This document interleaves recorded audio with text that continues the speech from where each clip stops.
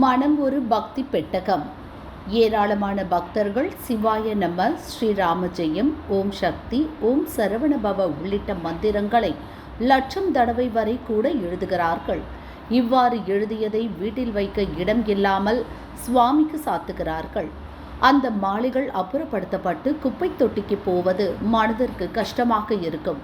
இதற்கு மிக சிறந்த தீர்வு மனதுக்குள்ளேயே இந்த மந்திரங்களை சொல்வதுதான்.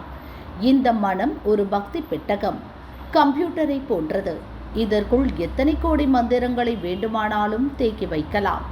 இது தவிர ஒரு சில ஏற்பாடுகளையும் செய்யலாம்.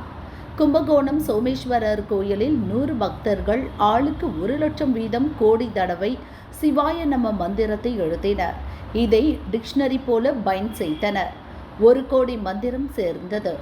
சூரியனார் கோவில் மீனாட்சி சுந்தர பரமாச்சாரியார் சுவாமி தரமான மரத்தில் செய்த ஒரு பெட்டகத்தில் இதை அடுக்கி வைக்க ஏற்பாடு செய்தார். எனவே இந்த தலம் கோடி பஞ்சாட்சர தலம் என்ற சிறப்பு பெயரை பெற்றுவிட்டது. 1964 முதல் 61 ஆண்டுகளாக இந்த பெட்டகம் இங்கு இருக்கிறது.